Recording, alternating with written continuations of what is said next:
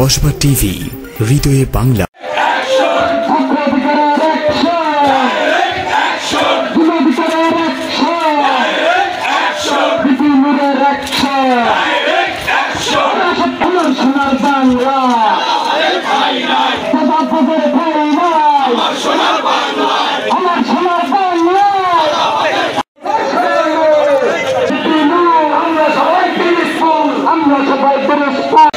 আপনারা সকলে জানেন আমরা আজকে বাংলাদেশের অন্যতম মহানায়ক ডাকসুর সাবেক নুরুল হক নুরুল আজকে এই গণ অধিকার পরিষদের কেন্দ্রীয় যুগ্ম সাধারণ সম্পাদক জনাব আনিসুর রহমান মুন্না এবং গণ অধিকার পরিষদের শিল্প বাণিজ্য বৈদেশিক বিনিয়োগ সহ সম্পাদক জনাব ইমরান খান রাসেল, পিরোজপুর জেলার সকল ইউনিটের নেতৃবৃন্দ, সবাইকে আমার সংগ্রামী শুভেচ্ছা ও সালাম। আসসালামু আলাইকুম। আমরা এই পিরোজপুরটাই জানেন যে একটা দানবে পরিণত ছিল, সেই জায়গা আজকে কৃষ্ণচূড়ার মোড়ে আমরা কথা বলতে পেরেছি স্বাধীনভাবে। আমি বলতে চাই এই গণ অধিকার পরিষদে ইনশাআল্লাহ আগামীতে জানেন গণ অধিকার পরিষদের পরে কোনো ক্লেম নাই, কোনো চাঁদাবাজি নাই, কোনো কিছু নাই। এটাই আমাদের প্রত্যাশা, হেপি নুরের প্রত্যাশা। এইটা আমরা পেয়েছি, আমাদের একজন লোক চাঁদাবাজি হিসেবে দেখাইতে পারবেন না। তাই পিরোজপুরে আমি আশা করব পিরোজপুরের যত সাধারণ মানুষ এই গণ অধিকারের ছায়ার তলে এসে আমাদেরকে সহযোগিতা করবেন।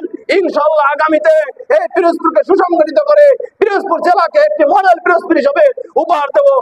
আমরা যে প্রত্যাশা নিয়ে এখানে দাঁড়িয়েছি সেই প্রত্যাশা পুরো না হওয়ার কারণে আপনারা জানেন সেই জুলাইয়ের গণহত্যার বিচারে কিন্তু এখনো হয় নাই।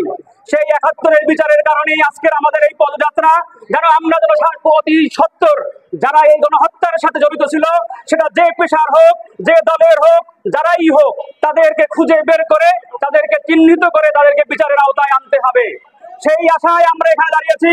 আমাদের গণ অধিকার পরিষদ বদ্ধপরিকর তাদেরকে বিচারের মুখোমুখি আনতে।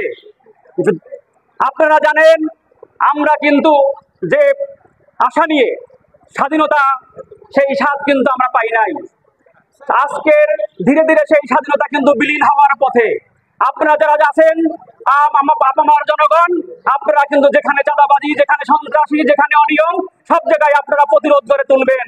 আজকে আমরা সেই সহিংসতাকে ভুলে দিয়ে যখন সঠিক পথে দিক নির্দেশনা পাচ্ছি, তাৎক্ষণিক সময় আমাদের জুলাই যোদ্ধা আমার সাথে যারা একসাথে ঢাকার রাজপথে যুদ্ধ করেছিল এই ফ্যাসিবাদের বিরুদ্ধে, তাদের উপরে আমি আসার পথে দেখলাম গোপালগঞ্জে অবরুদ্ধভাবে নৃশংসভাবে তাদের উপরে হামলা চালানো হচ্ছে।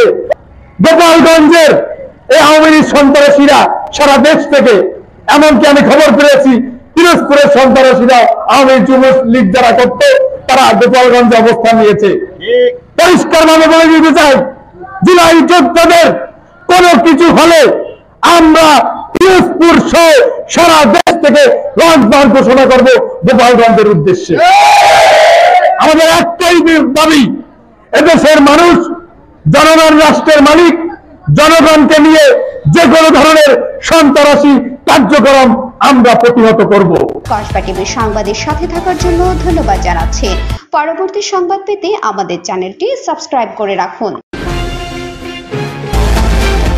হৃদয়ে বাংলা, কসবা টিভি।